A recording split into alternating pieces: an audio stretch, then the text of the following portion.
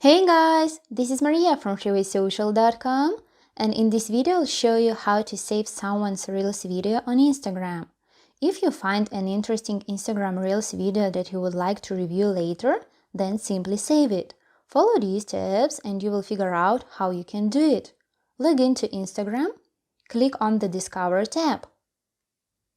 Once the Explore page appears on the screen, find the Reels section and tap to open it. Find the video that you would like to save. After that, hit the three dots icon at the bottom. Select the Save option from the pop-up menu. If you want to find the saved video, go to your Instagram profile tab.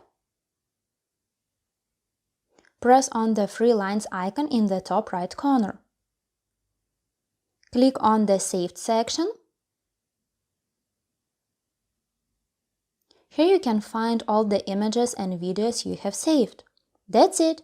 I hope this guide was helpful and you were able to save someone's Reels video on Instagram. Don't forget to like this video and visit us at freewaysocial.com.